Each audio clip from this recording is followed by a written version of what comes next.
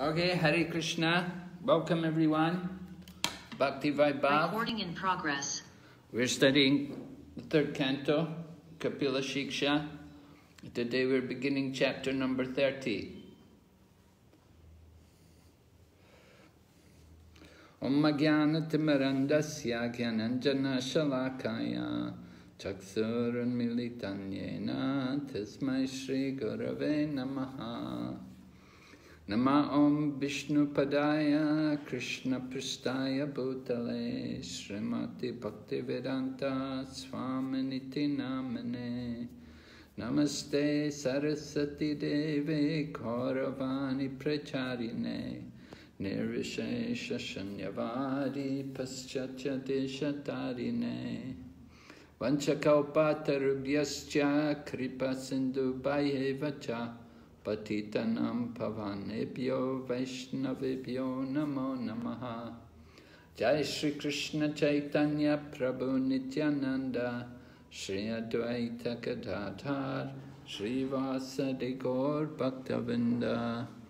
Hare Krishna Krishna Krishna Hare Hare Hare Rama Rama Rama Hare Hare. Okay, welcome Prabhu. So we'll go straight to the PowerPoint. We're studying this chapter number 30, entitled Adverse Fruitive Activities.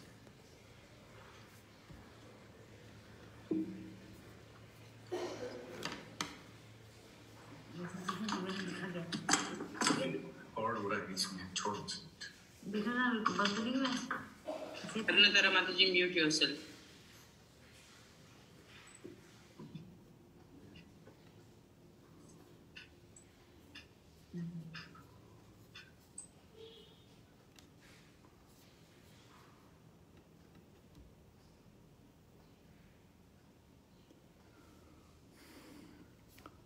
Okay, everybody's there? You can see the PowerPoint? Yes, Maharaj. Okay. Good. We'll go ahead. Okay, you want to do prayers of Srimad Bhagavatam? Sanatana Goswami's prayers. O Srimad Bhagavatam, O nectar churned from the ocean of all scriptures, you are the most prominent transcendental fruit of the Vedas, enriched with the jewel of all conclusive truth. You grant spiritual vision to all the people of the world. O life breath of the Vaishnava devotees, O Lord, you are the sun which has risen to dispel the darkness of Kali Yuga. You are actually Lord Krishna who has returned among us. O Srimad Bhagavatam, I offer my respectful obeisances unto you. By your recitation one attains transcendental bliss, because your syllables shower pure love of God upon the reader.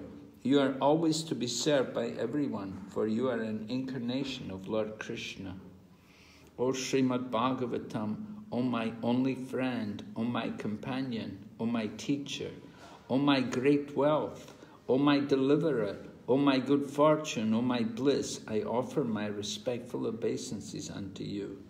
O Srimad Bhagavatam, O bestower of saintliness to the unsaintly, O uplifter of the most fallen, please don't ever leave me, accompanied by pure love of Krishna. Please manifest yourself in my heart and in my throat. Okay, so we'll go straight into the overview of chapter 30. So we're going to hear about the time factor. That's continuing from the previous chapter. Lord Kapila Dev was asked by Devahuti to describe about the effects of time. And he began at the end of chapter 29. There was some verses there in relation to the time factor. And it continues into this chapter number 30. How the time factor deludes the conditioned living entities and causes them to enjoy illusory satisfaction. So we'll be hearing about that. And we'll hear also about how householders become bewildered enjoying the temporary as if it were permanent. They do this until old age and death. But that goes all the way up to verse 6 up to verse 19. And then verses 20 to 34. After death, the bewildered soul is punished for his sinful attempts at enjoyment. All right, so that's the chapter. And here's the connection. Devahuti had inquired about the effects of time and about the continuous cycle of births and deaths. That came up in the beginning of chapter 29, verses 3 and 4. And Lord Kapila started to answer these questions at the end of chapter 29, beginning in verses 37 up to the end of the chapter, verse 45. Continuing in this chapter now, Lord Kapila will speak powerfully with the intention of awakening renunciation in our hearts. Now, why do you think he would want to awaken renunciation in our hearts? Would anyone like to tell me why? Why would Lord Kapila speak so powerfully that he wants to awaken renunciation in us?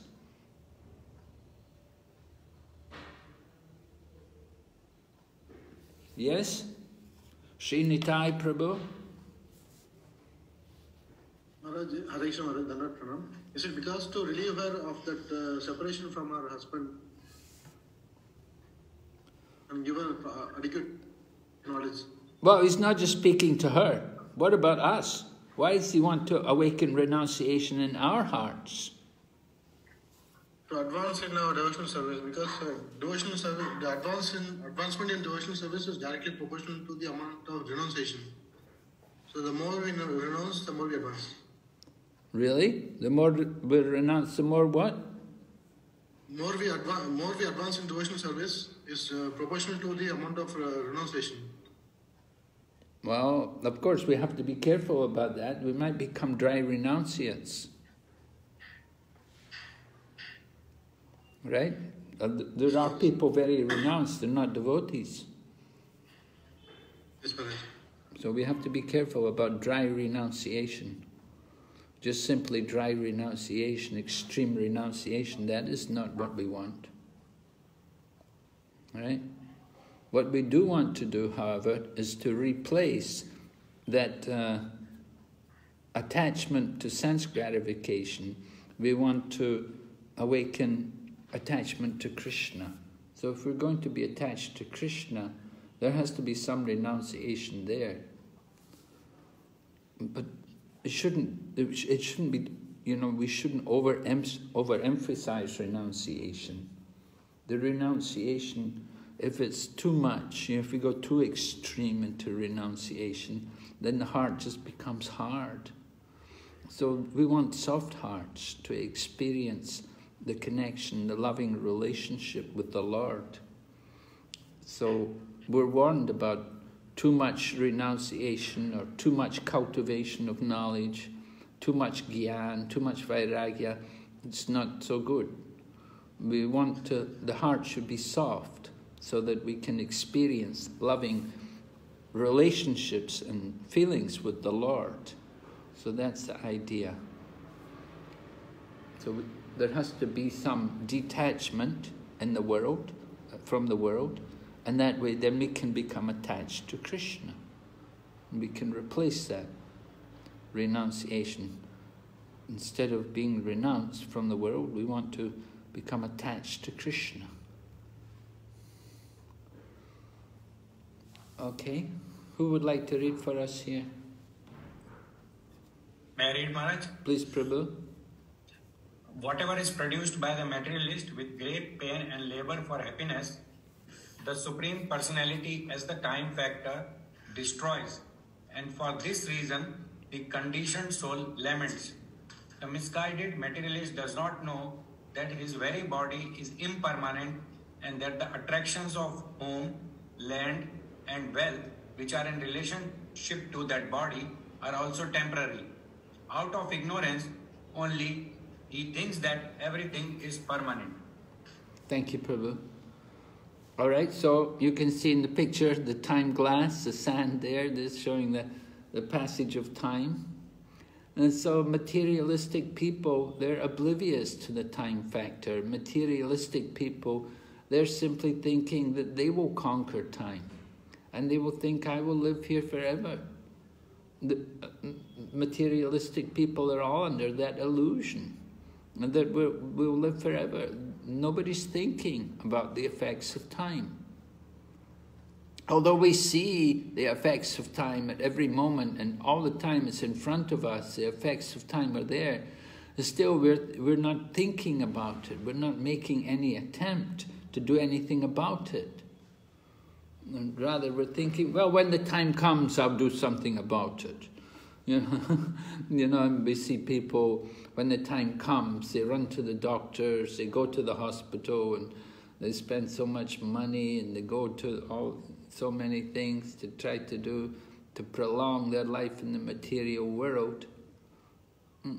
And why are they trying to prolong their life in the material world? To enjoy all the things they've worked hard to acquire. Their money, their family members, and their palace, their kingdom. But both the king and the kingdom, they'll come to an end. They're all temporary. They don't last forever. So many great empires were there in the past. Where are they now? Right? What are some of the empires which were all finished in the course of time? Yes? Can you name some empire which was there? Roman Empire. The Roman Empire, yeah. The Ottoman Empire. Which empire? Ottoman. The Ottoman. Ottoman. Oh, okay, yeah. Where was that? Ottoman, where were they? I think they were taking the whole of the Middle East and the West Asia. I think so. Oh, okay. Anybody else? Maharaj, your question is that any empire which actually was very glorious and it was later on destroyed. Yeah. Okay.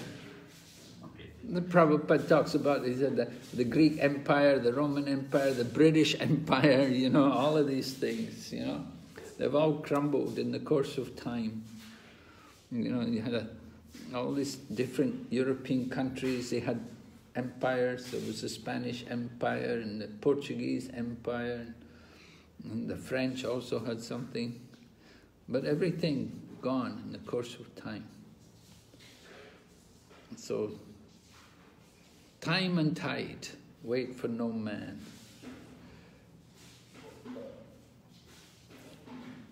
Oh, yes, someone can read for us now? Maraji, read for us. Out of illusion only does the materialist accept his home, his land, and his money as permanent. Out of his illusion, the family life, national life, and economic development, which are very important factors in modern civilization, have grown. A conscious person knows that this economic development of human society is but temporary illusion. Yes. A conscious person knows this economic development is a temporary illusion. And so what does that tell us about the different political leaders of so many nations in the world? They're all focused on economic development. And for them, economic development is the goal and it's essential, and there must be economic development. There must be this development of the economy. Everybody must have more. They have to have more sense gratification. Everyone should have more money. They should be able to have more homes, more houses, more cars, right? All of these things. And this is what they think, economic development. They're thinking these things are very important. So economic development just simply means sense gratification. They want to develop the economy so they can satisfy their senses. but they have not learned. The senses are never satisfied. The senses are always burning with lust. They're never satisfied. But the foolish people are thinking, they're not thinking like that. They're thinking everything, my nation, my country, my land, my money, it's all permanent. We've seen in India sometimes people have money and then all of a sudden the money is no value. Just like I remember when Indira Gandhi was in power, one night she's cancelled all the 1,000 rupee notes. And the next morning, 1,000 rupee notes had no value. So people had 1,000 rupee notes. They were just using them to burn. They had no value anymore because she cancelled them. And then recently, of course, also with the Modi regime, he also did the same thing. He cancelled the 500 rupee note and 1,000 rupee note. And so the governments do this. They can do this. And then the same thing happened in America. When there was the north of USA and the southern USA, and they had different money, and their money became useless. And so we're thinking these things are so permanent, but actually they're so temporary. Everything is so temporary. We have not understood the real nature of the material world. All right, so we have to understand how to apply the principles of detachment in relation to Krishna. And of course the term for this is Yukta Vairagya. So we want to here's some points which are coming up about the problems with material life. Mohad Grihasta Vasani.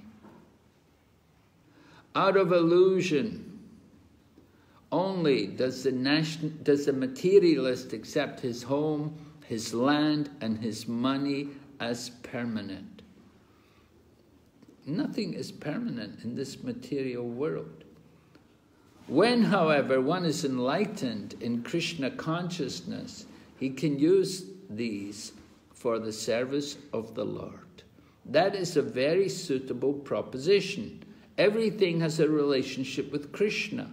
When all economic development and material advancement are utilized to advance the cause of Krishna consciousness, a new phase of progressive life arises.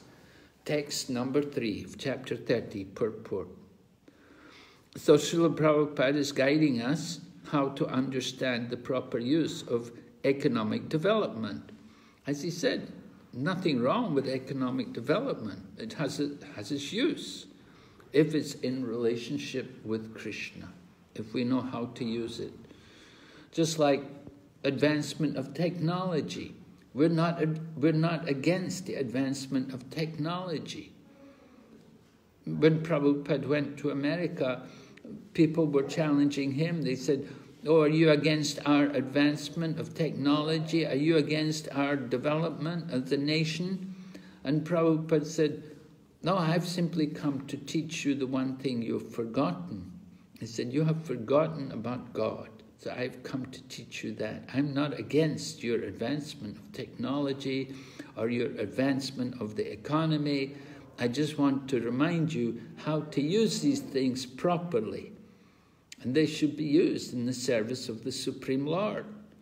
Everything has its relationship in Krishna consciousness. So, nothing wrong with money. We can use money to put up nice temples and to put on festivals of Krishna consciousness, to distribute prasadam, and to print transcendental literatures and distribute them for the benefit of massive people. There's so many things can be done in the service of Krishna. We're not against it all, but sometimes it's just it's given too much importance, and they neglect the most important part of life. The real problem of life is Krishna consciousness, that we have forgotten Krishna. Then when we forget Krishna, then everything is useless. So the real problem of life, you can see, right? This is the problem. These are the problems we have to deal with. How to deal with these problems? Taking birth again in the material world, taking another birth. And then disease is there. So much disease, we know. We're all so much concerned about how to deal with this virus which is going around. One virus after another. If it's not cancer, then it's COVID. And then we have so many other things, like you have dengue and malaria. There's so many different diseases all the time. You're faced with them. And still there's a problem of death. It's old age and death. It's going to come. Even if you survive, if you go on, then you come to old age and then die. You have to die. That's going to be there. So the real problem is solving these problems. Okay, so two phases of Maya. There's Avaranatmika and Kshipanatmika. All right, somebody like to read for us text number 4, the quote? The living entity, in whatever species of life he appears, finds a particular type of satisfaction in that species, and is never averse to being situated in such a condition. Do you agree with this? Yes. Can you agree with this? Yes, Maharaj. Yes. Can you give some examples? Like Maharaj, in current situation, like we were not used to have the mask and going in the public place. But after using the mask for so long, it appears that putting the mask is natural, and people are getting satisfied using that natural without any convenience. Yeah, put the mask on, cover the face, right? Yeah, we're thinking we're safe. Put the mask on, I'm safe. All right, go ahead. Can you keep reading? The conditioned living entity is satisfied in his own particular species of life, while deluded by the covering influence of the illusionary energy. He feels little inclined to cast off his body, even when in hell, for he takes delight in hellish enjoyment. He takes delight in hellish enjoyment. Yeah, you gave an example where people delight putting their masks on. They feel comfortable when they put the mask on. They're actually very unhealthy things to do, to be wearing a mask all the time. You breathe in your own air again. So we take delight in hellish enjoyment. Yeah, we can see actually what people think is their pleasure for a devotee is just hellish. But people are thinking it's enjoying. We see, for example, how the pig is happy when he gets his food. When they bring the pig food, the pig is so happy. And what are they bringing for the pig to eat? They're bringing all the slop, all the whatever's left over, whatever people don't want, and they feed all this garbage to the pigs. And the pigs are so happy. Oh, my dinner is coming, my lunch. And they fill themselves up, and they can eat so much. And they're thinking this is happiness. And the same way some people, they take pleasure in hellish things, things like alcohol. People drink alcohol, it's another hell. Alcohol, it's a horrible thing, it has terrible effects on the livers, and it burns the organs. But people will drink, and they're thinking this is enjoyment. They will spend so much money to buy. And similarly, cigarettes. People will buy cigarettes, and they think, oh, this is enjoyment. They're enjoying. All over the world, people are smoking cigarettes. And they're thinking, this is pleasure. It's just another hell. When we look at the life of the material world, we see it's so much hellish enjoyment. But people are thinking this is pleasure.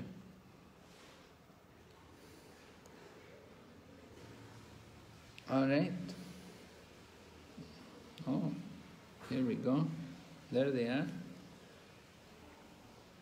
So, they're happy. The birds, they live in the nests. They're happy. They eat some worm.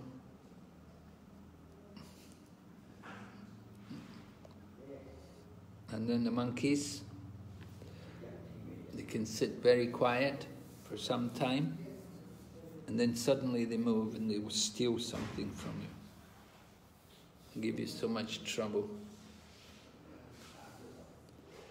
And the pig, poor thing. So those are creatures who misuse their independence. When we see these animals, we should think with compassion on them that they've misused their life, misused their independence, therefore they've been given these animal forms. All right, somebody like to read for us? Krishna's family and Maya. Prabhuji, please carry on. Krishna's family and Maya's family. The family we maintain is created by Maya. It is the perverted reflection of the family in Krishna Loka. In Krishna Loka, there are also family, friends, society, father and mother. Everything is there, but they are eternal. Here, as we change bodies, our family relationship also changes. Sometimes we are in a family of human beings, sometimes in a family of demigods, sometimes in a family of cats, or sometimes in a family of dogs. So this is the situation that we become very attached to our family. We're very concerned for the family. We work so hard, we have so much anxiety for the family, to take care of the family. It's so difficult. There's always so many problems and sometimes quarreling in the family.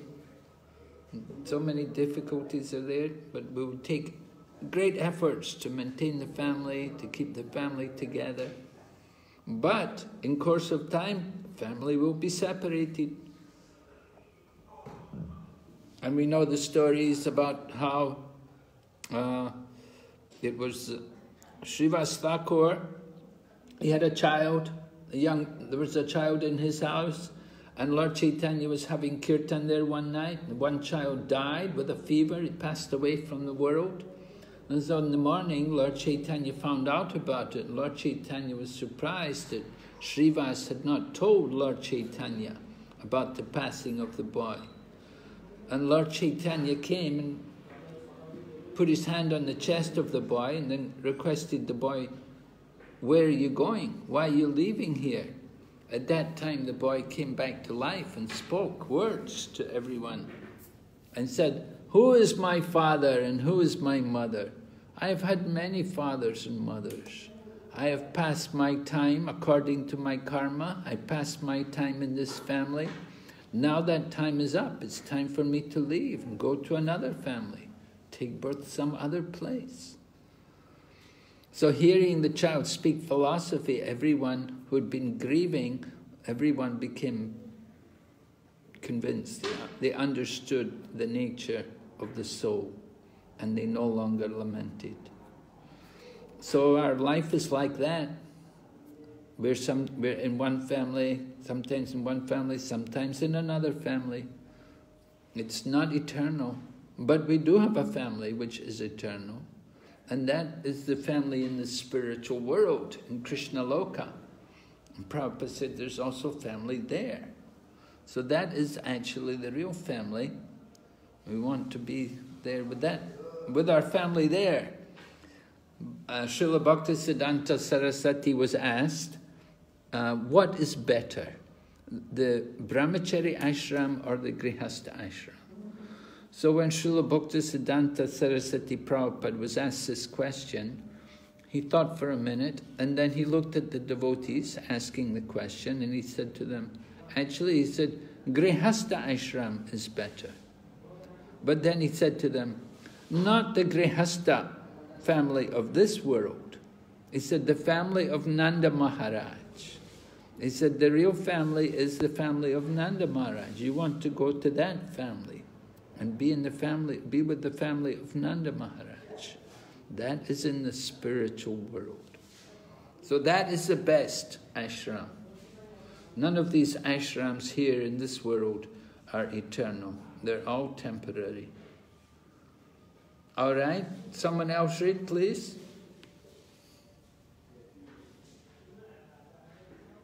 Manaji? Family, society, Krishna's family and Maya's family. Family, society and friendship are flickering, and so they are called asad. It is said that as long as we are attached to this asad, temporary, non-existent society and family, we are always full of anxieties. The materialists do not know that the family, society and friendship here in this material world are only shadows, and thus they become attached. In 3.30.7 purport. Thank you. Why do they become attached?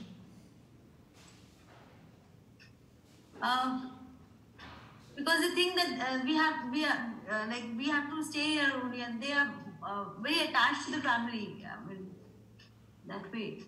Why they become attached? Because they think that we are here forever. I mean, they don't. Yeah. Yes, right. Yes, we're thinking this family to be eternal, right? We're thinking this is my family. These are my family forever. We don't realize the actual nature, how the family is very flickering, right? The nature of the material world, everything is flickering. And just like we sing that song, talk about flickering happiness, right? Kapila Siksha lagire.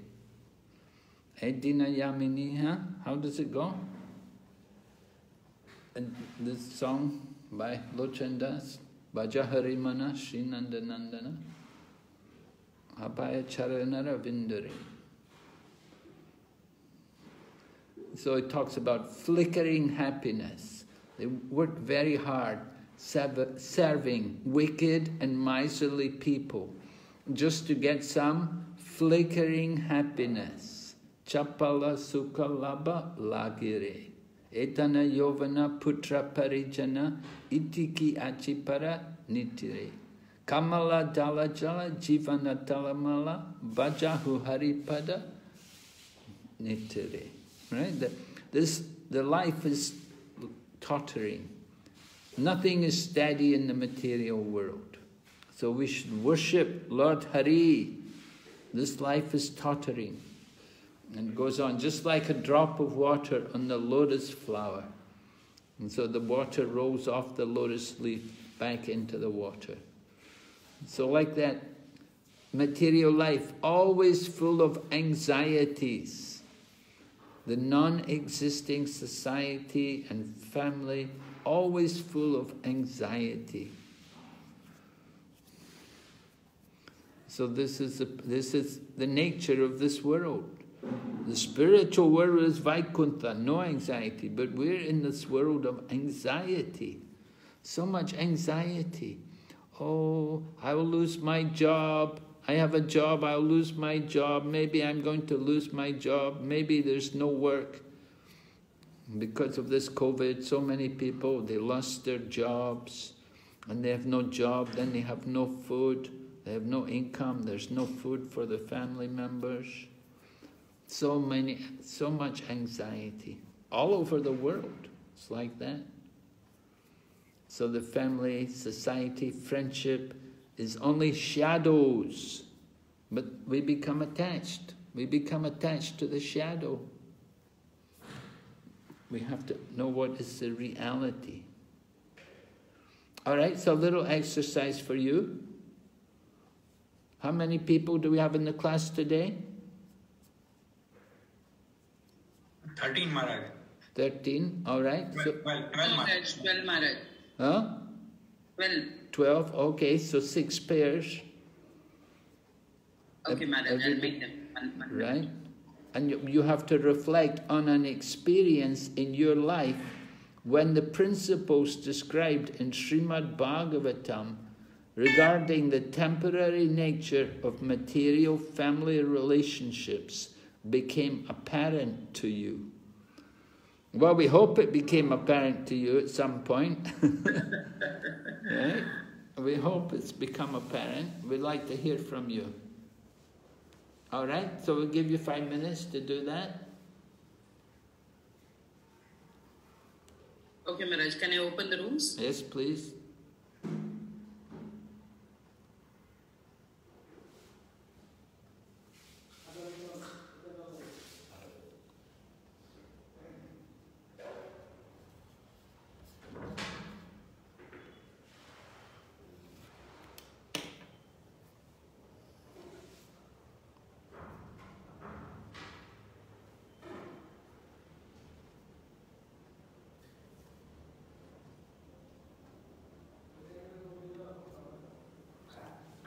Hare Krishna.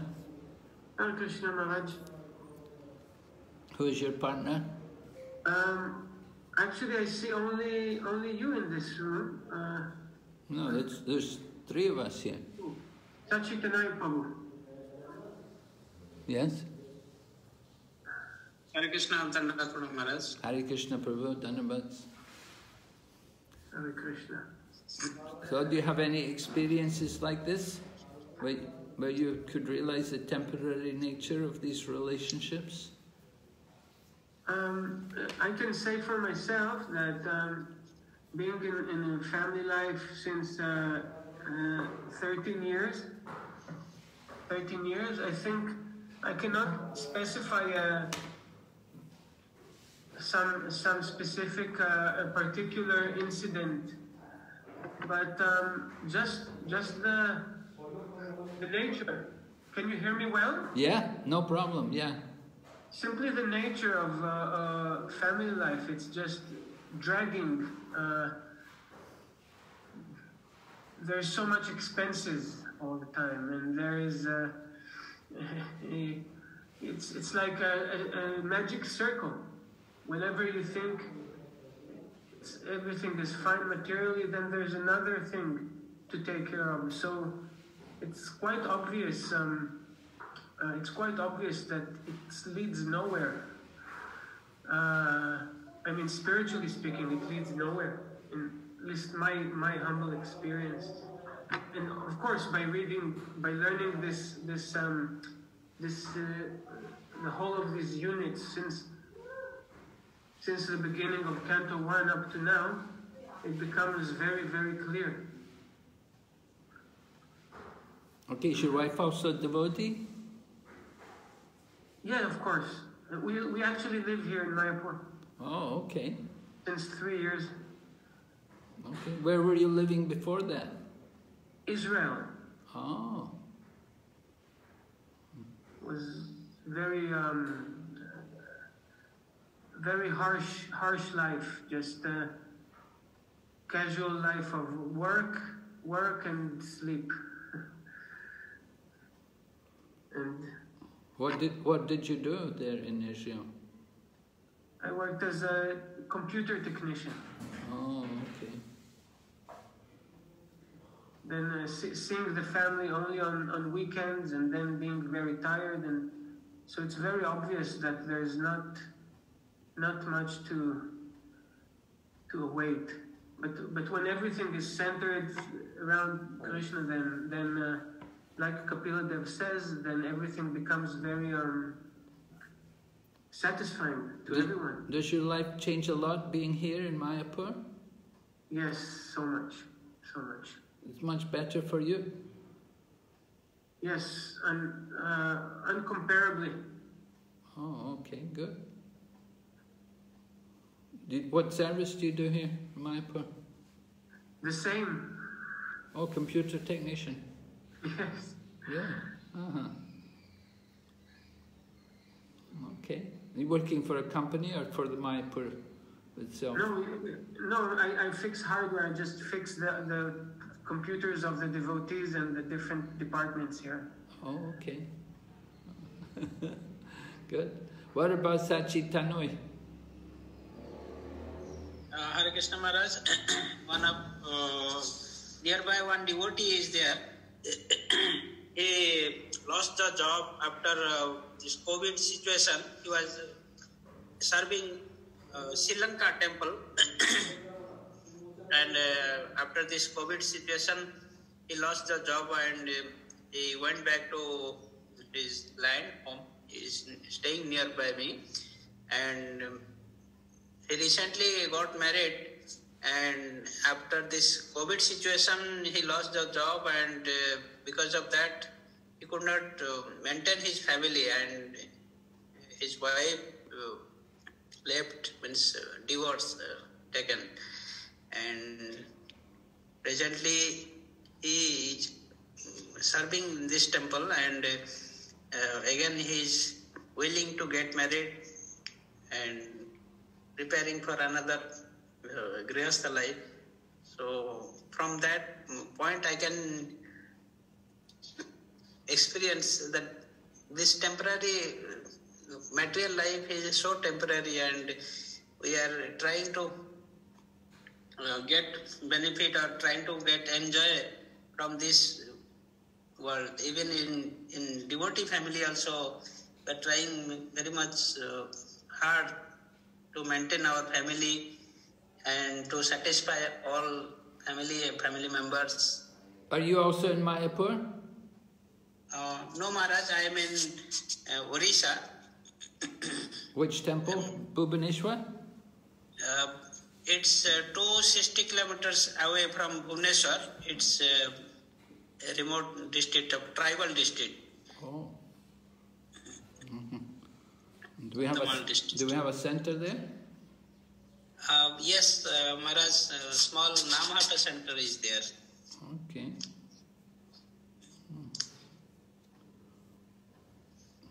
So you're able to maintain yourself okay. How do you maintain your... What do you do? Recording in progress. All right, Hare Krishna. Welcome back, everybody. Oh, yeah. Hare Krishna. Everyone back? Yes? Yes, Maharaj. Everybody is back. All right, let me hear from some people who spoke together. Maybe Chandrika Maharaji, would you like to share with us what you talked about? Yes, Maharaj, Hare Krishna. I was talking with Kapila Siksha Prabhu, and he shared this story in his family that his grandmother, she lost her husband very early in her age, and she had to take care of the whole family. And she took care. But in the end of the life, she distributed her all wealth to the family. She gave everything. And in the end of the life, she was sick, and actually no one from the family wanted to take care of her because she was too annoying, if I understood correctly. Gopala Prabhu. Yeah, that was the story that he shared about this realization. So that's the family family dealings, eh? Not very cooperative. Yeah. The grandmother gave everything, but nobody wanted to take care of her. Okay. Old people are sometimes annoying. Yeah. For materialistic people. And so she left the world in that kind of state, nobody taking care of her? Yeah, she left the world. She fell down from her bed, and then because she was hospitalized for 1-2 days, then she left the. Oh, okay. Thank you, Prabhu. Okay, so that gave you some realization about the material world? All right, let's hear from somebody else. Hare Krishna Maharaj, I'm Karuna Tara. Yes, Mataji. May I share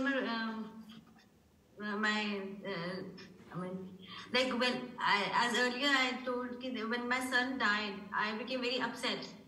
That time I felt that I should not live. How old was your son? He was 1.5 months old. Oh, just a baby, yeah. 1.5 months, yeah. Yes, Maharaj.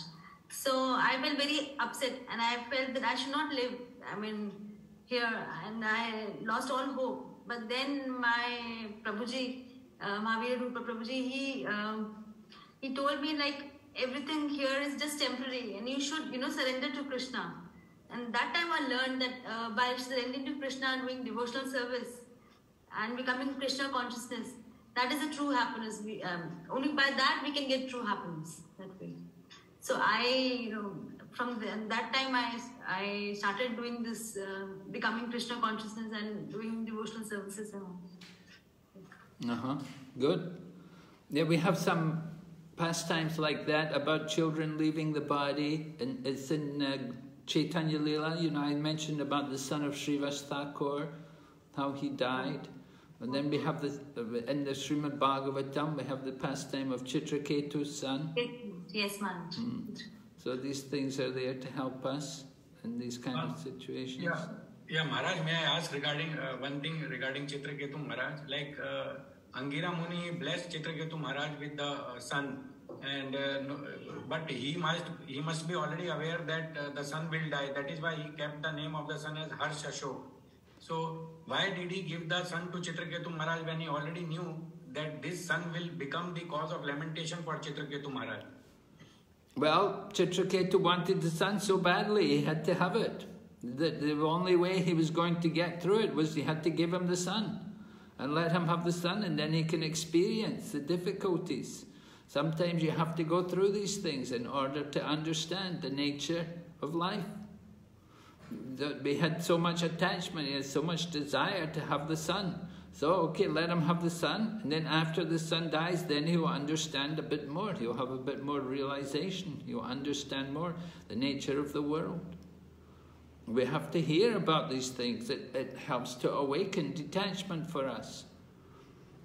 It said that when you hear about the destruction of the Yadu dynasty and about Lord Krishna leaving the world, then that helps us also to become detached from the world. But sometimes just hearing is not enough. Sometimes you have to experience it yourself in order to understand it. You have to go through it. You have to experience the death and lose the person you're very attached to. And then it helps to have we have a deeper appreciation, a deeper realization about the nature of the material world. Yes, Maharaj. So basically, when his son left, then he must have been more morose as compared to the fact when he was not having a son. Yes. Yes. But it's very painful. But see, Narada Muni they said to him, we could have told you all this before, but you wanted the son first. You wanted the son at the time. He wasn't ready to hear spiritual knowledge. So it was only after the son died that he was ready to hear. He was more receptive. And yes, Maharaj. Yes, Maharaj. Thank you, Maharaj. Okay, anybody else like to say anything? Are we okay? All right. Yes, Maharaji, go ahead. In our group, we discussed about when a person was rich, all the relatives were very close to him and always there for him.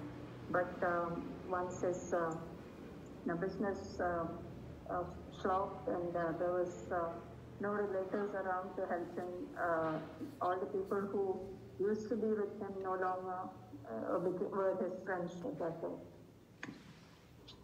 So we see that once the person is rich, there is a lot of relatives or friends, but not really when they are in trouble. Yes. Yeah, they're in trouble. That's the nature of the material world, right? Relationships.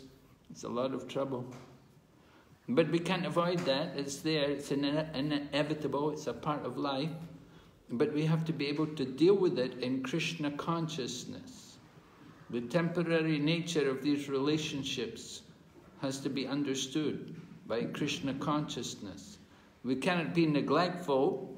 We cannot all just go off and renounce, but we have to understand everything which happens in relation to Krishna consciousness.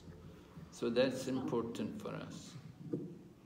It's not just bad luck. We couldn't say, oh, it's bad luck, I did this wrong, I should have done... You know, sometimes we think like that, or maybe we should have had the better doctor, or maybe if we'd taken more medicine or something, or maybe if I was in another place it wouldn't have happened. No, we have to understand this is all the plan of Krishna. In the course of time, influenced by our own karma, then everything happens. It's all taking place. It's not by chance. In the very first verse of this chapter, chapter number 30, it talks about the clouds, how the clouds move under the influence of the wind. In the same way, we're all moved under the influence of time. We move by the influence of time. You know, we come to this world, we take our birth, and by the influence of time, we grow up, we go to school, you may go on to college, you get married, you get your own family, and you get old, and we die, and we leave the body and go off again. You know, that is all going on under the influence of time. Material relationships, we have to understand they're temporary. The real relationship ultimately is in the kingdom of God with Krishna. But we're here in this material world because we desire to enjoy these temporary relationships. And we experience all the misery which they bring. All right? The happy end. You can see here, the happy end. And there he is, he's on the bed and he's, you know, and they're crying, oh, don't leave us. Of course, some of them, they want him to go quick. Let him go quick, we'll get his money. And other, you know, and he's saying to them, take care of my family. He's saying to his eldest son, take care of the family, look after everyone. All right, let's read. Who's got the, let's read. Has somebody got a book there? We can read text number 10 up to text 18, the translations.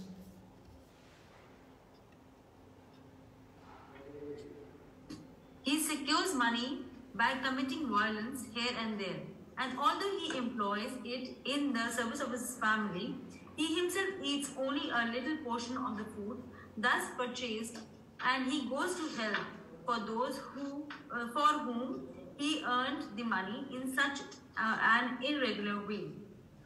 Text 12, also text 11. When he suffers reverses in his occupation, he tries again and again to improve himself, but when he is baffled in all attempts and is ruined, he accepts money from others because of excessive greed.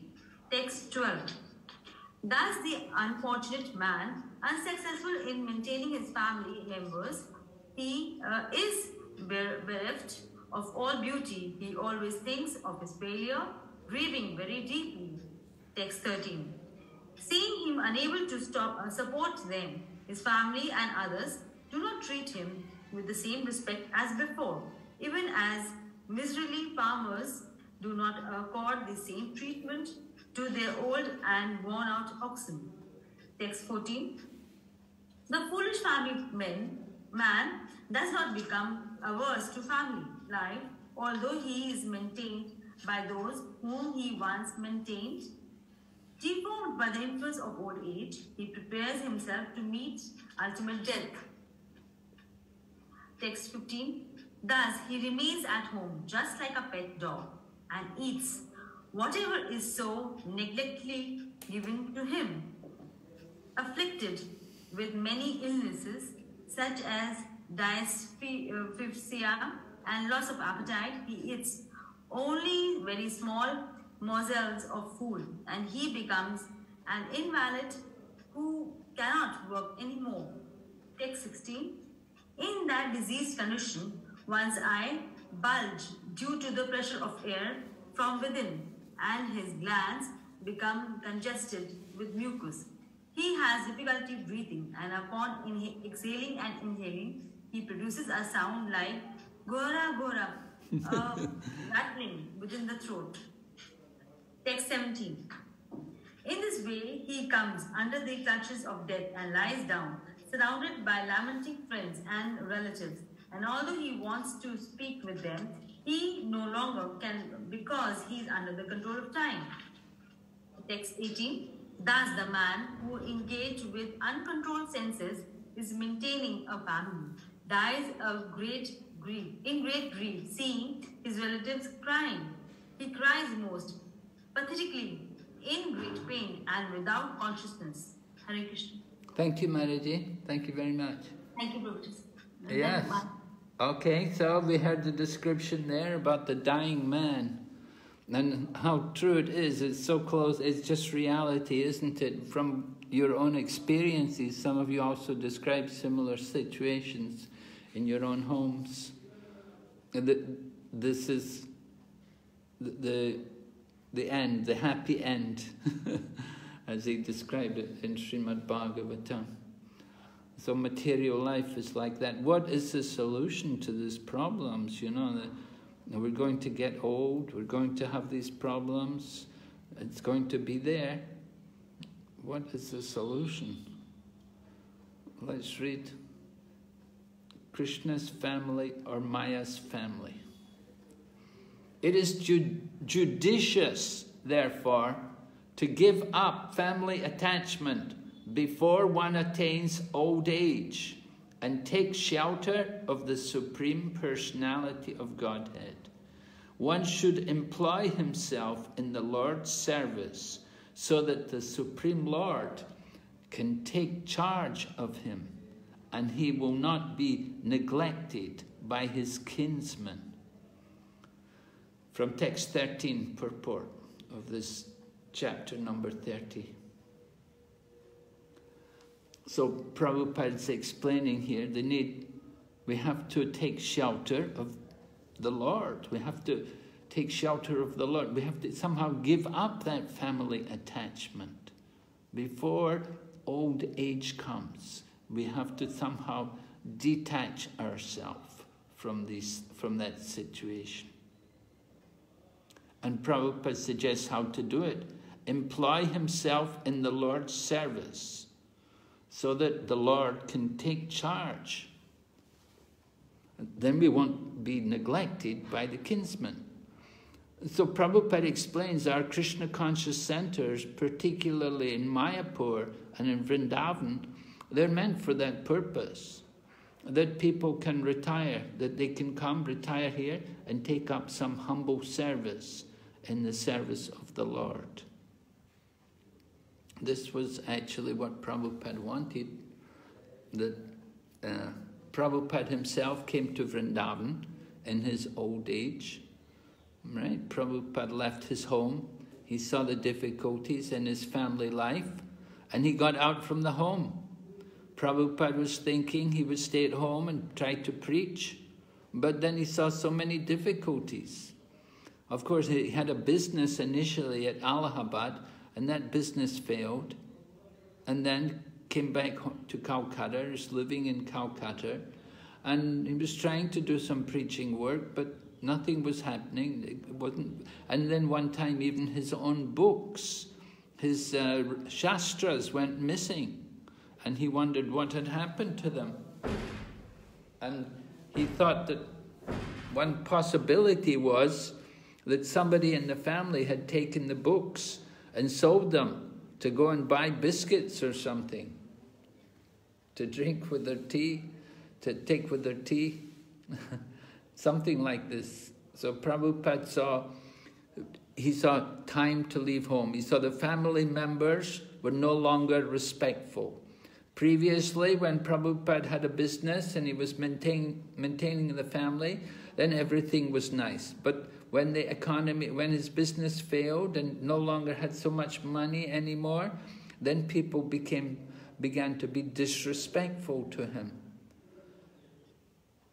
So he saw the change in the family life. He saw that the family members were not so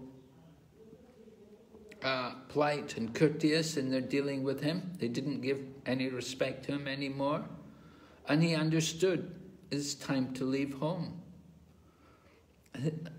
His Holiness Mahavishnu Goswami was one person who had similar kind of experience.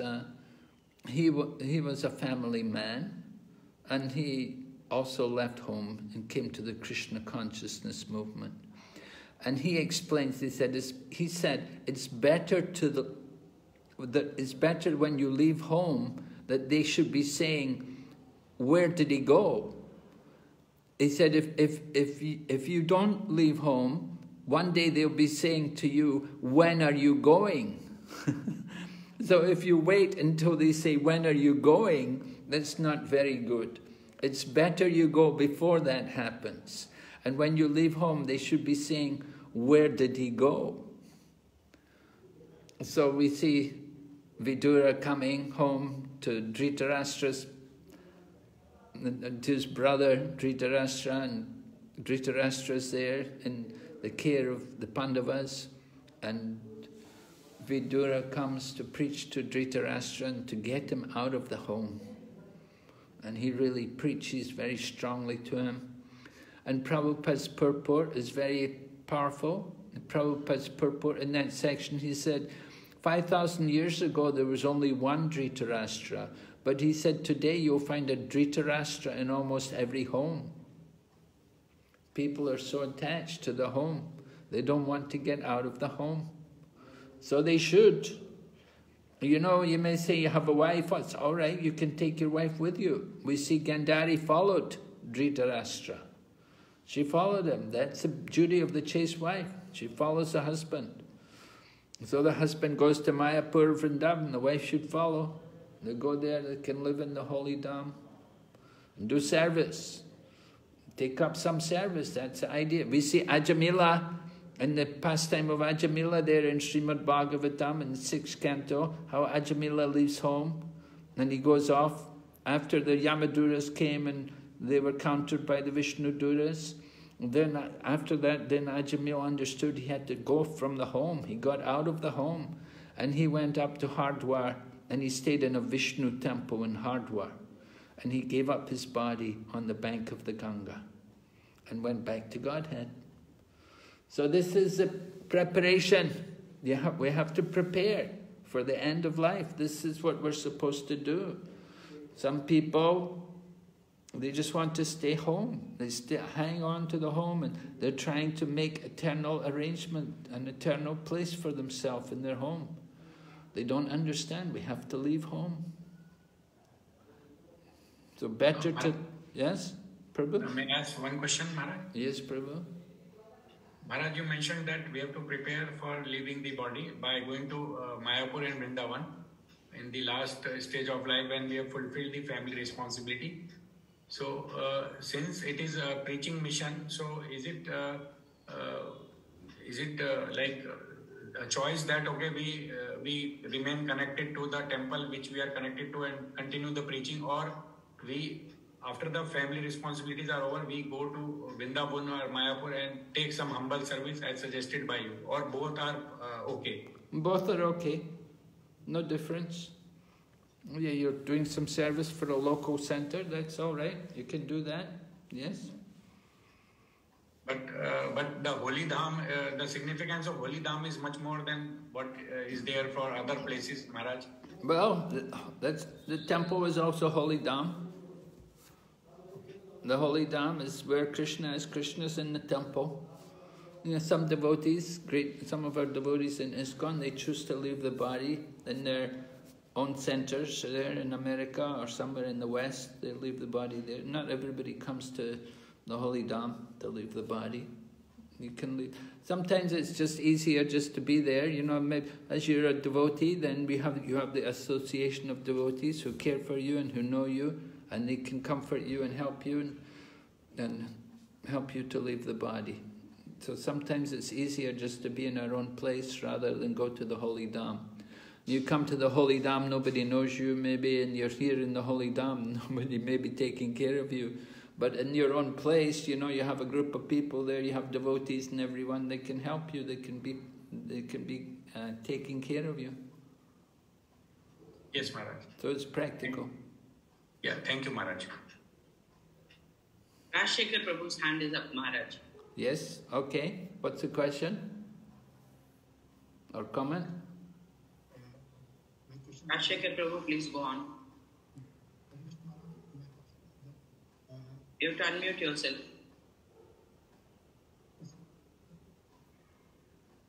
Hare Krishna Maharaj. My question is that why to wait for the old age? One can die at any point of time. We should prepare at this moment only. That was my question. Okay, well, why wait for old age? Of course, we can die at any time, but you have to consider your situation, you know, are you a family man or not? You know, do you have a family? Maybe you have a family, you have children to be educated and so on like that. You know, you have some responsibilities. So it's not that everybody's just simply sitting there and thinking about death. You know, you have to go on with life. You may live to a ripe old age. You don't know when you're going to die. Yes, at any moment we may have to leave the body, but not everybody's just thinking, oh, I'm going to die, I have to prepare to leave the body. You have other duties to do also. Maybe you have a family. If you have a family, you have to take care of them. You have to think of them also. Children have to be educated, you know, have to get some opportunity for education. Your wife has to be also properly situated. Maybe you have relatives also, different responsibilities, I don't know. You have to consider everything. Every individual circumstance is going to be different. Or somebody else, okay, he's a single man, no responsibilities, he can just simply give up everything and dedicate himself fully for the service of Krishna. All right. That's very good if you're in that position. Not everybody's in that situation that they can just do that their whole life, give their whole life for the service of the Lord. But, you know, time and, you know, you have to consider every individual situation. What do you want? What's its position? Understand, Prabhu? Yes, Maharaj. Are you a single man? Huh? About my son. About my son. I can't hear you, Prabhu, I'm sorry. Maharaj, I'm thinking about my son. Oh, your son? Yes, Maharaj. How old is your son? 27 years old. Huh? 27 years. 27 years old. Yes, Maharaj. Is he a devotee, full-time devotee? His name 15 rounds and he's in country in Germany and he's doing 15 rounds and he follows the 4 devoted principles and he reads Bhagavad Gita Shlok, lectures of Srila Prabhupada and he follows all these things and now I'm thinking about his future. What he should do, whether he should marry or he should do full-time job in Krishna consciousness like that. So, what's he doing just now? He just completed his master's degree and he just got the job this month only. Oh, he got a job already? This month only. Okay. And so he wants to work? That's why, that's dilemma. Whether I want him to be full-time Krishna consciousness. So this should be sorted out. Well, not just what you want, you have to think also what he wants. For him also, it's a dilemma. Whether he should work full-time Krishna consciousness or not. Yeah, does he want? You have to see. It's not always, ashram life is not suitable for everyone. You have to consider what's his nature. You know, he's been living at home, he's been living with you, family life, and you want him to go and you know, take up food. It's not everybody's choice. You have to see. So that's, you have to consider, you have to discuss with him what does he want to do.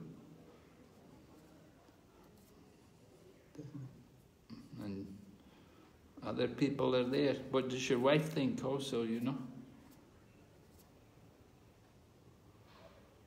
Yeah. So you have to discuss, you know, not everybody is suitable to ashram life. Well, it's very nice if he likes to be in the ashram and do full-time service for Krishna, it's very good. But it may not be so suitable. You don't know what he wants. If he's not happy, if he doesn't like it, it's not for him. You have to see what his nature is. Okay, we'll go ahead. All right. So, next section. Man died. We heard about the man dying, meeting death there with all the family there. And they were watching him leave the body, and the man was grieving and choking and everything. And then, the time of death, then the Yamaduras come. Right? Text 19. Who's going to read for us? Text 19 up to 27. May I read, Maharaj? Yes, please, Prabhu. At death, he sees the messengers of the Lord of Death come before him, their eyes full of wrath, and in great fear he passes stool and urine. Text number 20. As a criminal is arrested for punishment by the constables of the state, a person engaged in criminal sense gratification is similarly arrested by the Yamdutas, who bind him by the neck with a strong rope and cover his subtle body so that he may undergo severe punishment. Text 21. While carried by the constables of Yamraja, he is overwhelmed and trembles in their hands. While passing on the road, he is bitten by dogs, and he can remember the sinful activities of his life. He is thus terribly distressed. Text 22. Under the scorching sun, the criminal has to pass through roads of hot sand with forest fires on both sides. He is whipped on the back by the constables because of his inability to walk, and is afflicted by hunger and thirst. But unfortunately, there is no drinking water, no shelter, and no place for rest on the road. Text 23. While passing on that road to the abode of Yamraja, he falls down in fatigue, and sometimes he becomes unconscious, but he is forced to rise again. In this way, he is very quickly brought to the presence of Yamraja. Text 24. Thus he has to pass 99,000 yojans within 2 or 3 moments, and then he is at once engaged in the torturous punishment which he is destined to suffer. Text 25.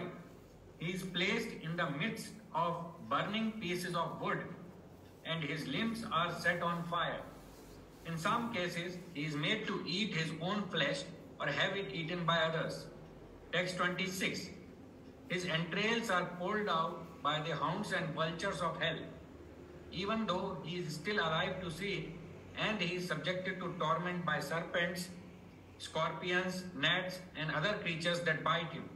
Text 27. Next, his limbs are lopped off and torn asunder by elephants. He is hurled down from hilltops, and he is also held captive either in water or in a cave. Whoa. Okay. Nothing very pleasant to look forward to, hearing about the Yamaduras and what they're going to do when they take people. May I ask a question, Maharaj? All right, Prabhu, yes?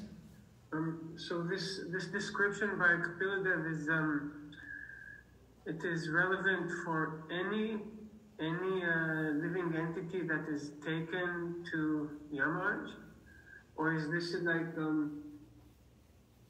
specific? Because it doesn't say whether it just so anyone who has done sinful life will have the same process, and at the end the elephants will take off his limbs like that. Because I understood that it's according to one's karma that one gets punished. Yes, well, of course, it's not that everybody would have the elephants tear off your limbs. It's going to be different for different people. But we're hearing about what happens, a typical situation. the sinful person is taken to Yamaraj, and we heard about the description, the journey which you have to make there to go to Yamaraj. You're taken by the Yamaduras, how they bind you and they drag you, and you're bitten by dogs and these things. And then we come before Yamaraj. No, we don't hear about elephants ripping off the limbs everywhere, but we do hear Yamaraj asking. We heard different things. You can read different things. For example, Maharaj Nriga, the story of Maharaj Nriga. He went to Yamaraj, and Yamaraj asked him, he said you've done a lot of pious activities, but you did also something sinful. So do you want to enjoy the pious activities first, or do you want to suffer the sin first? And so Maharaj Nriga chose to suffer for his sin. And so that, Yamaraj was asking him, what do you want, So that we heard that description. And so we do hear different situations. You come to Yamaraj, it's not the same for everyone. Yes. Thank you very much, Maharaj. Okay, so real life experiences. We heard the description in the Srimad Bhagavatam. The man is terrified because he sees these horrible people come before them, and they're angry mood, and they're really frightening, terrible looking people. And people feel naturally very afraid just to see them. But when the doctors see this, they call this terminal restlessness syndrome. His Holiness Badri Narayan Maharaj, he preaches over in San Diego and Los Angeles there, and there was one man who was in the hospital there, an elderly man who was in hospital, and he had the experience. He actually saw the Yamaduras. He came to the temple and he actually told them, he said, I saw these people, they came. He was in the hospital, somehow he was in the hospital, and it happened that the Yamaduras had actually appeared to him. So people actually have some kind of experience of these things. It's not just only imagination. But doctors and medical science, they will try to cover it up. No, it's just some restlessness syndrome. They don't understand what's actually happening, what's really taking place. Okay. So, Maharaj? Yes, Maharaji? Maharaj, I wish to share an experience. May I share one experience? Please. Real-time experience? Yeah. Yes, Maharaj. Maharaj, actually, one Mataji told me that when she had malaria once, so she saw some dark people coming near her. Dark. I mean, they were very, they had very dark faces. And then they said that we have to take her. But then when they saw the beads around her neck, they said that we can't take her because she has beads around her neck. So then they went away. Oh, wow, wonderful. Yeah, well, we should have our neck beads on. But, it's not so easy just to keep these neck beads on. There was one family one time, they had a relative in their family dying, leaving the body, and they wanted to put neck beads around their neck before they left the body because they thought it would be good for them and protect them. And so they got some neck beads from our temple and they put them around the neck of the dying person. But before the person died, the person ripped them off in their, just unconsciously, just took them off the neck. It was interesting that, you can't just get away with these things so easily. You might be lucky, you might be able to keep them on, but not everyone. Sometimes the beads, they rip them off. You rip them off yourself. You're not used to having them around your neck. And if people are not pious, if they don't have that piety, they don't have that faith, they don't like these things. Okay. All right, so that we're going to hear about the cycle of birth and death, verses 28 to 34. Who would like to read?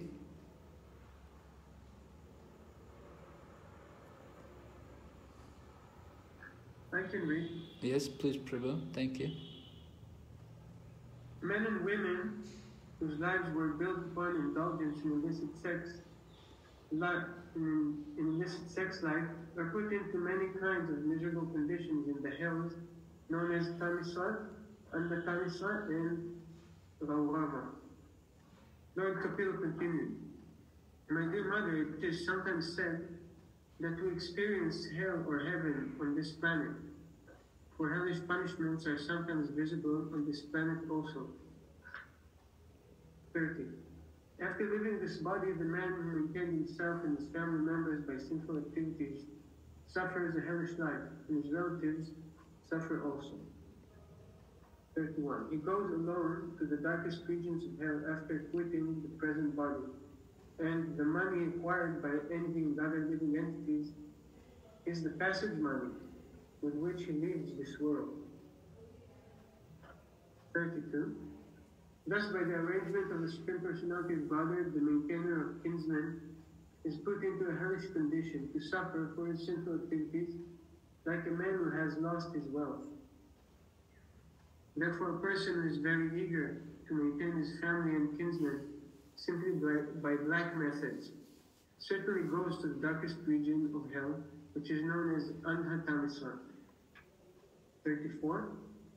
Having gone through all the miserable hellish conditions and having passed in a regular order through the lowest forms of animal life prior to human birth, and having thus been purged of his sins, one is reborn again as a human being on this earth. Okay, thank you, Prabhu. So, of course, not everybody will accept that there is reincarnation, that there is birth after, there is giving up one body, taking another body. People born in the Christian tradition and Islam tradition and so on, they won't accept that. They don't believe in life after death, that there's you take birth again, or they won't believe that you can take an animal body. They have their own different ideas about these things. I spent some time in the Philippines. In the Philippines, it was a Spanish colony for some years. So the Spanish people, they brought the Catholic religion there, and Christianity is spread all over the country there in the Philippines. So it's a strongly Christian country, and they don't like to hear about life after death. And they say, one life, one judgment, right? One judgment, no appeal, something like this. One life, one judgment, no appeal. And so the whole principle that if there's only one life, and you're either going to go to heaven or to hell at the end of this life. This is the Christian teaching on this, that either you go to heaven, you stay there eternally, or you go to hell, and you stay there eternally.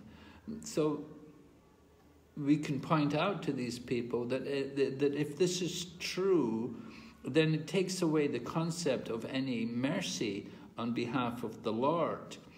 If the Lord is going to do something like that, He's going to put a soul into hell eternally, then where is His compassion and mercy? There should be the opportunity for the soul to be redeemed and to reform. But this concept is not understood in the Catholic tradition. And they just say, one judgment. And you either go to hell or to heaven. And so then we may ask them, well, what if a man is half good and half bad? And then they have they say, well, purgatory. Purgatory is somewhere in between heaven and hell. You know, and then they have concept that the soul in the humans is different from the soul in the animals. These kind of things. They have all these different ideas. They have no real clear understanding about the nature of the soul. His Holiness Tamal Krishna Goswami one time came there to the Philippines, and he arranged a meeting with one very senior member in the Catholic Church. He was a cardinal, His name was Cardinal Sin. Cardinal Sin. He was a Chinese man born in the Philippines, and he was Catholic. He became a cardinal. So Tamal Krishna Goswami met with him, and Tamal Krishna Goswami had prepared some different questions about their religion. He wanted to ask them. And he asked him about what is the concept of life in the kingdom of God. And he was asking to the cardinal, and the cardinal just simply said, well, that's not in our theology. We don't have this in our theology. We don't have an answer to this in our theology. They have no idea what life is like in the kingdom of God. Of course, people sometimes speculate about it, and they think you see pictures of angels playing harps, sitting in the clouds. But there's nothing about this in their theology. They have no idea. There's so many things lacking. But of course, Srila Prabhupada did give great credit to Lord Jesus Christ and to Prophet Muhammad also, that they did a lot to help to reform people, to bring people up to a better level, to at least they believe in God. They do believe in God, that there's a God somewhere. They don't know who He is or what He's like, but they do believe in God. So that's a good thing. Okay. Krishna Maharaj, may I ask one question from text number 31? Yes, Prabhu. Actually, in the translation, it is mentioned passage money, like it is said that the passage money is there. So, the money he acquired by envying other living entities is the passage money. So, the passage money refers to the sin accrued by earning money by wrong means? Yes, of course, that's it. You know, he got the money by wrong means, right? Crooked means he got the money. It's not his money. And he's trying to use that money for maintaining his life. And Maharaj, text number 33, it is mentioned that a person who is eager to maintain his family and kinsmen simply by black methods. So again, these black methods refer to means which are not approved by the Shastras? Yes. Right. Right? This is all dharma saglani, right? If you do something against the Shastra, dharma saglani. It's not good. Black means black money, you know, maybe promoting the slaughter of animals, transporting the animals to be slaughtered, this kind of thing. Or you may be even distributing alcohol, or these kind of activities. Yes. So there's, yes, Maharaj. Thank you, Maharaj. There's so many different different industries which go on in the name of business, which are, it's all just sin. You know, we have these, you have bars with alcohol, and then you have prostitution, and you have gambling also. So much gambling going on all the time. People gamble. And then you've got a lot of pornography also, and you've got even anything which is actually not according to Shastras, then it's harmful for the society. You can see, for example, Bollywood movies, you know, what do they promote, you know? What are people learning from Bollywood movies? They're just simply degrading the minds of the public in the name of entertainment. Yes, Maharaj. So we're trying to preach against these things. We're trying to give people positive engagement in the service of Krishna. You know, there are ways to make livings honestly. It's not that people have to go into all kinds of vices in order to maintain their families. There's honest living. People lived honestly for many, many thousands of years, and just simply working the land and growing crops, taking care of the cows. And there were we read about the life in the times of Lord Krishna. How were the people living there in Vrindavan? You know, the people in the village in Nandagram, and like they were very nice. They were very opulent, very comfortable. They were well taken care of. And all the ladies had jewelry and nice clothing, and they were all happy. And they were just, what were they? They were simply taking care of the cows and feeding the cows, and they had milk, and they were making ghee and butter and so on. There was no question of big motor cars and petrol and all of these things and computers and all of this stuff, you know. Of course, we're using it for the service of Krishna, but, you know, we can live without it also. There is natural living according to God's plan. Live with the gifts of nature. Yes, Maharaj. All right, we'll go ahead. Let's see. Here's how can we escape? We're hearing about all the problems. How can we escape? Would someone like to read this for us, please? Okay, I'll read it. It can be concluded that if someone is not willing to enter into hellish life, as in Tamishra or under Tamishra, then he must take to the process of Krishna consciousness, which is the first-class yoga system. Because even if one is unable to attain complete Krishna consciousness in this life, he is guaranteed at least to take his next birth in a human family. He cannot be sent into a hellish condition. Krishna consciousness is the purest life, and it protects all human beings from gliding down to hell to take birth in a family of dogs or hogs. Srimad Bhagavatam 3.30.34 purport. So this is the value of Krishna consciousness. We may think life in Krishna consciousness is difficult. We may think, oh, it's not easy to be Krishna conscious. It's much more difficult to be a karmi. To take up life in the material world is unbearable. Krishna consciousness may be a challenge for us, but material life is much worse.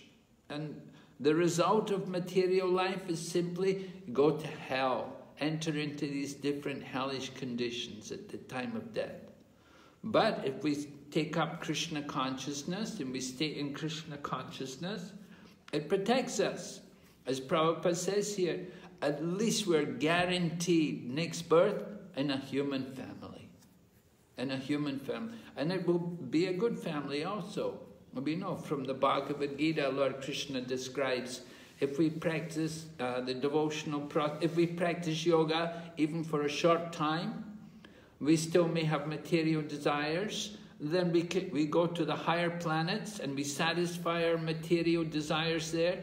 And then we come back to this planet and take birth in a wealthy or aristocratic family so that we can again take up the spiritual path. And if we have advanced a lot, if we've made a lot of progress in our Krishna consciousness, quite advanced in our yoga, then we would immediately take birth in a family of devotees. So to take birth in a family of devotees, that is a wonderful opportunity for Krishna consciousness. And Prabhupada describes how he was born in a family of devotees, and his own spiritual master, Bhaktisiddhanta Saraswati, also born in a family of great devotees. So that's a very wonderful birth. But if we simply take up karmi life, all sinful activities, next life we'll take birth in a family of dogs and hogs. And of course, some people are so foolish, they think, well, what's wrong with that? They think, oh, dogs have a nice life. Oh, really? Well, some dogs, not all dogs. If we see dogs in America, they may have quite a nice life. They're given a lot of treatment, a lot of, they get a lot of care. But dogs in India, dogs in Korea, dogs in China, they're not much taken care of, you know. People eat them. They kill them, eat them. So, We should understand proper use of human life. Here's another quote from Srila Prabhupada. No one can live within this material world eternally. The phenomenal world is created, maintained, and destroyed by the finger signal of the Supreme Personality of Godhead. Therefore, a devotee does not desire anything in this material world. A devotee desires only to serve the Supreme Personality of Godhead. This servitude exists eternally. The Lord exists eternally. His servitor exists eternally. And the service exists eternally. So sometimes people ask us, what does Sanatana Dharma mean? So here, this meaning of Sanatana Dharma, that the service exists eternally, and the servitor and the Lord, they also exist eternally.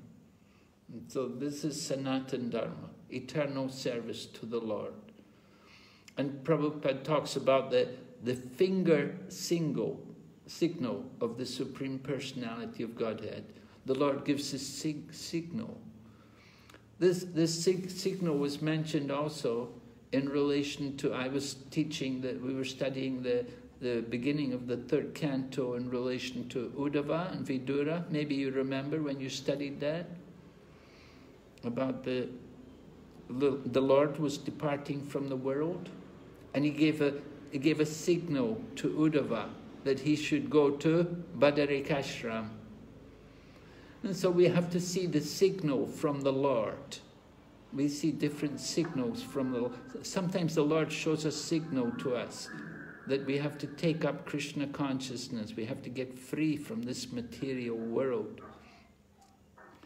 We can see sometimes we get signs or signals from the Lord. He's telling us to get out, give up this nonsense activity, get to Krishna consciousness, go and be a devotee.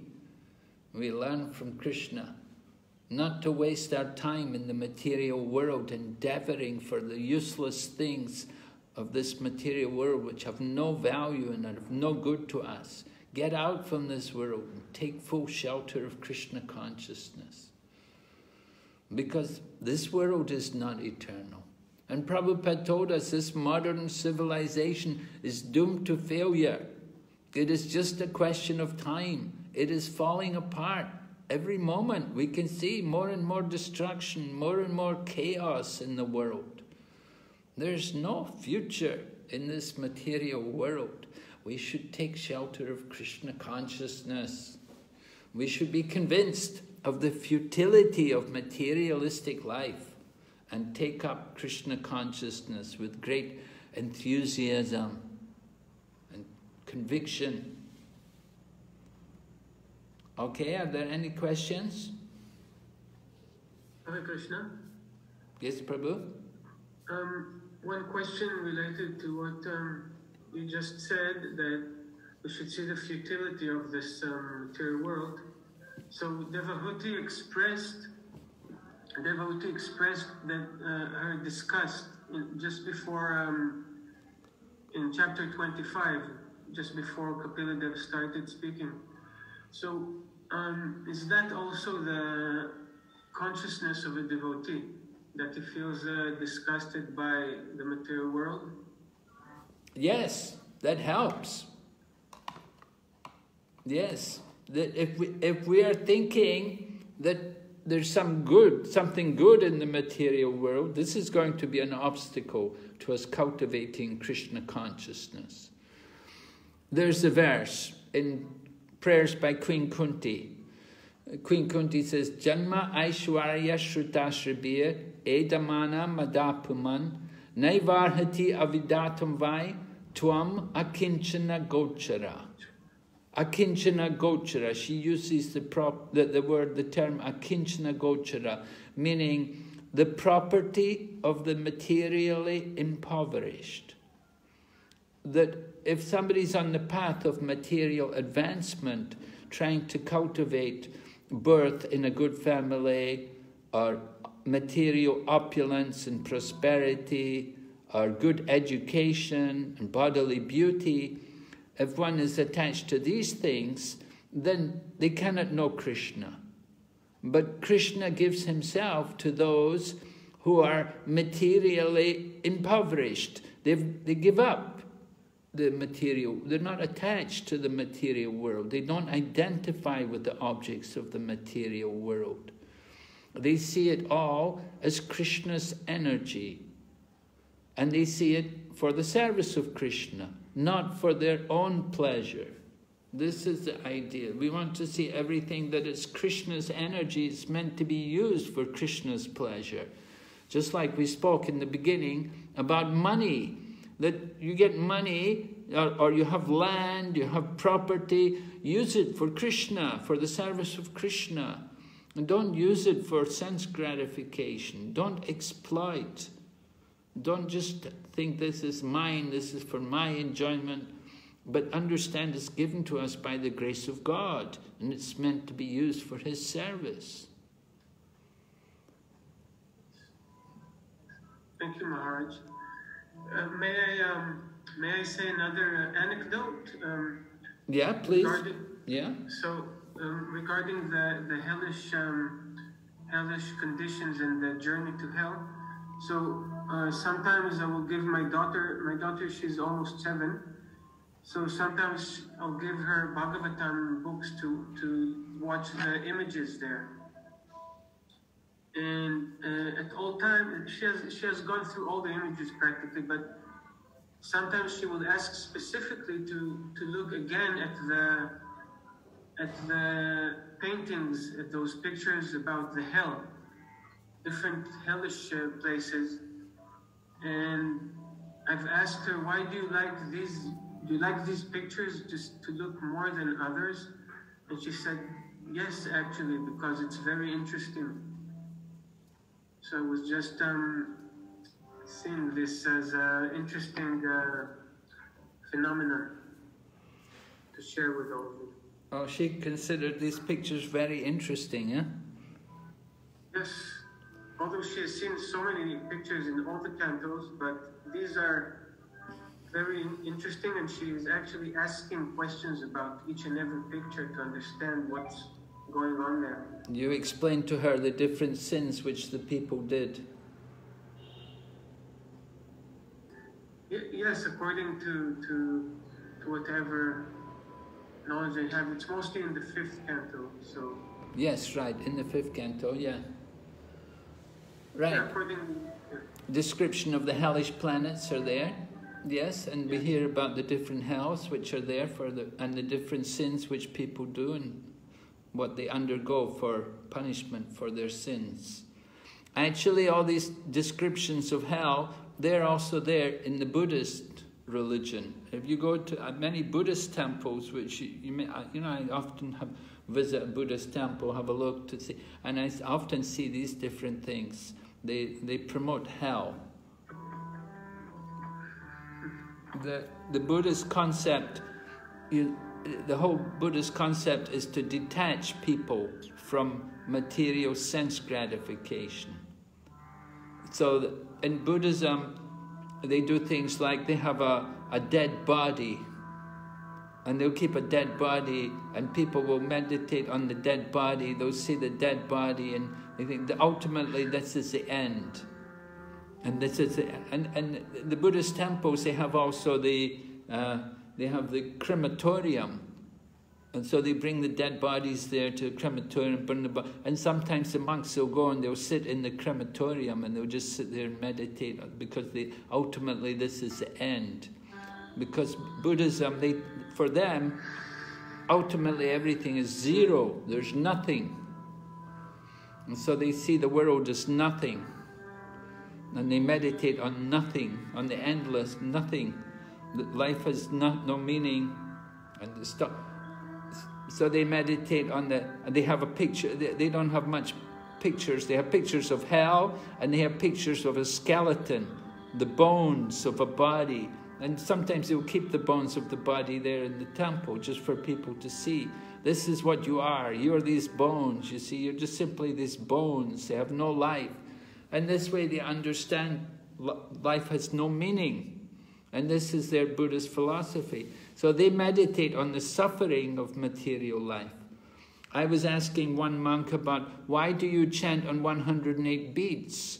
And he said, well, there's 108 different kinds of suffering. So that is their meditation about the different suffering in the material world. So we see in Krishna consciousness, we don't just meditate on the suffering, but we see also the positive aspect. There's the bliss, there's the pleasure of going to Krishna, to be in the spiritual world, and to take part in the pastimes of the Lord. We have the positive side of life. Buddhism is all just the negative. Oh, the world is suffering, life is all suffering, and they want to stop everything and negate everything. But in Krishna consciousness, we don't just see the negative side, we see also the positive side. That there is Krishna consciousness, there's the application of bhakti yoga, devotional service, and taking up the activities of being a devotee, and chanting, and being blissful. Buddhist monks, the Buddhism, they cannot do that. They're not allowed to be blissful. You shouldn't be blissful. You shouldn't be happy. You shouldn't show any emotion. That is their principle. Okay. Any other questions or comments? Anyone? Yeah, Maharaj, one question may I ask? Yes, Prabhu. I'm thankful to you. You shared about the Vaishnava philosophic doctrines and also about the Satyug incarnations. However, I was unable to understand the principal incarnation for Satyuga. So there are many names. So is Lord Ramchandra a Satyug incarnation, Maharaj? No. No. Lord Ramachandra is a Lila incarnation. He's not a Yuga avatar. Okay. And he doesn't come in the Satya Yuga. Okay. He comes in the Treta Yuga. Okay. So, and Yagya Avatar is a Satyuga avatar? No. Oh, Yagya avatar? Yagya, and that's also Treta Yuga, isn't it? Yagya, Treta Yuga. Because Satya Yuga, the process is meditation. Sit and meditate. But the Yagna, that's the Treta Yuga. So the Yagya avatar comes in the Treta Yuga. Okay, so there is no principal incarnation as such in the Satyuga. All the incarnations are there. The mentioned in the list, the few names are given, like different names are there. Yes, yeah. Yeah, they're all teaching the same thing. They're teaching the process in that age, meditation, sit and meditate, right? We're told the description, how he wears, what he wears and everything. He's going to sit and meditate. Yeah, and okay, so there is no principal incarnation. All the incarnations, they have the same this thing. Yeah, they're all Yuga avatar. I don't know if it's one name for all these people or if they're all different people. I'm not sure about that. Okay, and Maharaj, this Lord Krishna, he belongs to Ghosh dynasty or Vishnu dynasty? Because in Canto 9 and Canto 10, there are texts which mention references of like Kansa belongs to the Ghosh dynasty, whereas Queen Kunti, she belongs to the Vishnu dynasty. So Lord Krishna belongs to Ghosh dynasty or Vishnu dynasty or both? Lord Krishna comes in the Yadu dynasty. Yadu dynasty. So he is not related to the dynasty of Devaki, Mother Devaki? Yeah, well, Mother Devaki, they're all, she's married in the Yadu dynasty, right? Okay, she marries Vasudev. Okay, Yadu dynasty. So Lord Krishna is not in the Ghosh dynasty and neither in the Vishnu dynasty, because Queen Kunti is in the Vishnu dynasty. But she came to live with Pandu. Yeah. Okay. Right? She came to live with, she got married to Maharaj Pandu, so with the marriage it would change. Yes, Maharaj. Maharaj, may I ask a question, please? Yes, please. Maharaj, like we say, what I've heard is Nara and Narayana come in Satyug. Is it correct? Nara and Narayan what? They come in Satyug, used to say. They come in such a yuga. Yes, I think that's right. Yeah, they come in such a yuga. They live. They're eternal. You know, the Lord's eternal expansions. They live there in Badarik Ashram, performing austerities for the benefit of all the people. Yes, ma'am. Thank you, Maharaj. They're still there. They're living there now. Just like Lord Kapila, he's still living. He's at the Ganga Sagar. His ashram there is at Ganga Sagar. Lord Kapila is still residing there. He resides there eternally. Yes, ma'am. But no one will be able to see him. He will be unseen actually. Well, you have to have the eyes. You have to have the qualification. Yes, ma'am. Like Maharaj Nidhiman, all the gopis, they live in the form of the tree. Tulsi Maharani tree. Oh, the gopis live in the form of Tulsi Maharani trees, huh? In Nidhiman, everyone says like that. Yeah. For the service of Krishna, yes, they take birth at Tulsi trees to serve Krishna. It's very nice. We want to serve Krishna, whatever form we can take. It's very good. So Tulsi Maharani, of course, she's the pure devotee. And so for the service of Krishna, she appears. By the grace of Srila Prabhupada, now we have Tulsi growing all over the world practically. People worshipping Tulsi. And people getting the blessings of Tulsi Maharani. So it's very important. Cows are also very important. The cows also, I don't know who are the cows, they're also very dear devotees of Lord Krishna. We have to take care of the cows. We have to understand how dear the cows are to Lord Krishna.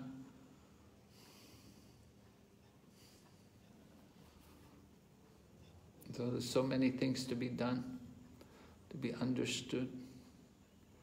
We see Krishna, everything is Krishna's energy, Krishna's expansions. We're all Krishna's prakriti, all living entities. We're all Krishna's prakriti. So we want to see Krishna in everything, everywhere. We're never separated from Krishna. So it's nice to develop that consciousness. So Lord Kapila's preaching to his mother. He wants to detach her from the material life.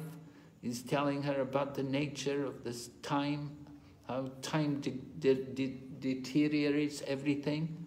And in the course of time, we grow old and we're going to see everything crumble and taken from us. And our own life, our own body also is going to crumble one day and be taken from us. We have to give up this body. So it's not good to remain attached to the material body. We have to be willing to give it up at any moment. Prabhupada talked about, he knew the one doctor, he wanted to live 4 more years. He said, I still have so much work to do. And he begged, please give me 4 more years. And the doctor said, how can I? He said, I cannot. I said, he said, I can do it. We have to recognize when the time is up, we have to leave the body. And so this is Lord Kapila's teaching strong. We will hear more tomorrow. His strong preaching. Oh no, tomorrow we won't hear, right? Next week. Next week, right. Okay. All right, so we'll go on next week, chapter 31 and 32. Any other points or questions? Anyone? Okay, so Thank you all very much. Srila Prabhupada ki jai. Go back to Vrinda ki. Srimad Bhagavatam ki jai. Jai.